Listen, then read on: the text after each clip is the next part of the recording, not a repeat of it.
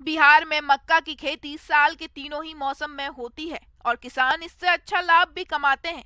लेकिन पिछले कुछ वर्षों से मक्के की फसल में फॉल आर्मी वर्म कीट का प्रकोप देखा जा सकता है अधिक हो रहा है। ये कीट इतना घातक होता है कि अगर समय से इसकी रोकथाम नहीं करें तो पूरी की पूरी फसल बर्बाद हो सकती है। इसलिए किसान इसे कैसे पहचाने और रोकथाम के लिए कौन कौन से उपायों को अपनाएं, जानते हैं कीट वैज्ञानिक डॉक्टर जयपाल चौधरी से।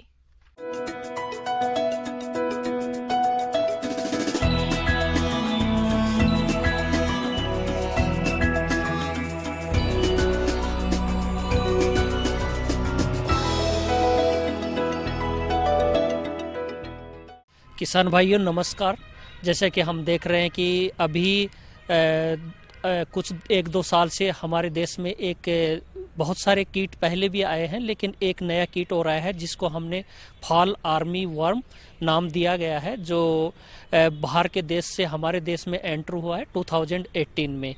इस कीट के एंट्री करने के बाद में, क्योंकि यह कीट इसलिए भी महत्वपूर्ण है कि जहां पर इससे पहले अफ्रीकन देशों में जहां पे इसने इंट्रोड्यूस हुआ था, वहां पर बहुत ज़्यादा इसने के नुकसान पहुंचाने की वजह से, जो मक्का के ऊपर मुख्य रूप से ये खाता है, तो वहां पे नुकसान पहुंचाने की वजह से इसमें खाद्यान्न की समस्या पैदा हो गई थी। और मक्का हमारे देश में भी एक महत्वपूर्ण क्रॉप है, तो उसके ऊपर इसका पहली बार 2018 में प्रकोप देखा गया। और उसके बाद से ये कीट इतना तेजी से फैला है कि भारत के प्रत्येक राज्य में यह कीट देखने को मिलता है। और कीट की विशेषता यह है कि जैसे ही मक्का में इसका प्रकोप शुरू होता है, प्रकोप शुरू होते ही इसके बाद से पूरा का खेत आप देखेंगे कि फॉल आर्मी वर्म जो कीट है उसकी वजह से आपका जो मक्का की फसल है वो काफी प्रभावित होती है।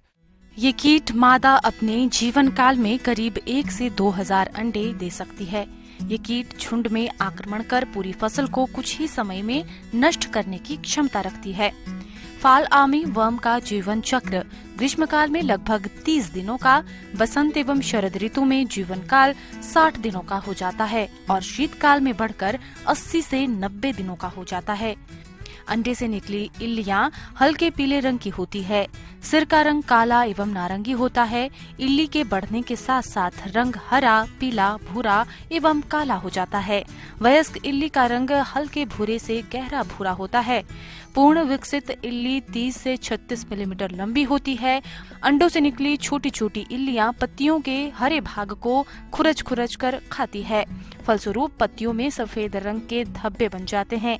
इल्लियां पौधों की पोगली के अंदर छुपी रहती हैं। बड़ी इल्लियां पत्तियों को खाकर उसमें छोटे से लेकर बड़े बड़े गोल छेद कर नुकसान पहुंचाती है।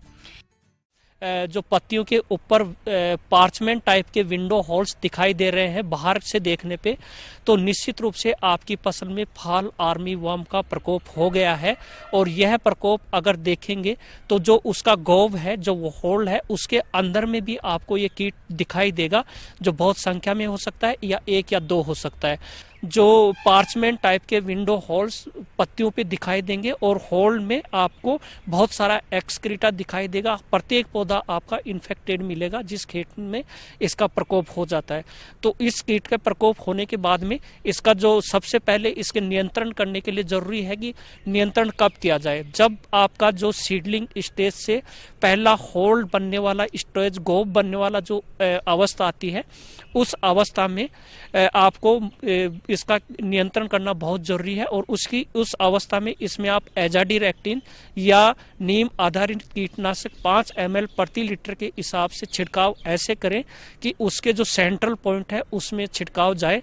कई जगह इसमें साबुन के पानी का, मिट्टी के जो मिश्रण है उसका घोल का भी छिड़काव करने की अनुशंसा की गई है, लेकिन फिर भी आप नीम आधारित कीटनाशकों का प्रयोग कर सकते हैं।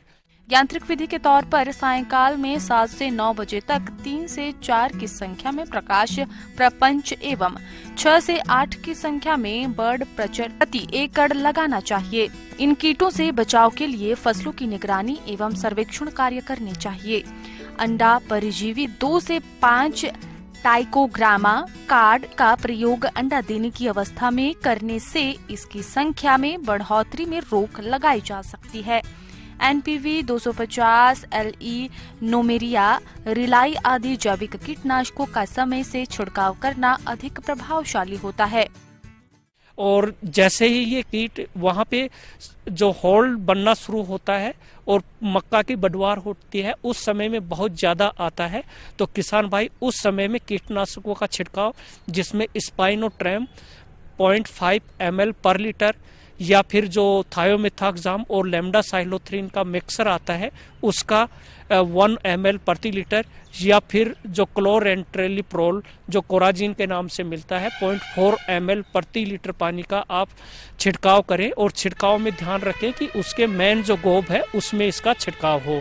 और जैसे इसके बाद की अवस्था निकल आती है तो उसमें आपको छिड़काव करने से ज़्यादा लाभ नहीं होगा, लेकिन आप प्रत्येक कीट को पकड़ करके नष्ट कर सकते हैं ये। और इसका जो नियंत्रण है वो ध्यान रखें कम्युनिटी बेसिस, मीन्स जहाँ जहाँ पे मक्का में किया है सब लोग एक साथ करें, मक्का की बुआई एक साथ करें। उससे क्या होगा कि स्टेगर्ड, मीन्स आपने पहले किसी ने मक्का लगाई उसमें आया, उसका संक्रमण बढ़ा, उससे बाद में जिसने मक्का लगाई उसके खेत में उसका ट्रांसफर हो जाएगा। तो इसलिए इसका जो नियंत्रण है वो कम्युनिटी बेसिस पे, मीन्स आपको पूरे गांव को मिलकर के इसका उपचार एक साथ बुआई करें और उपचार एक साथ करें, जो मैंने आपको सलाह दी है, तो इस कीट से आप निजात पा सकते हैं। धन्यवाद। किसान भाइयों, अभी तक आपने खेती से जुड़ी हुई कुछ उपयोगी जानकारियां देखी।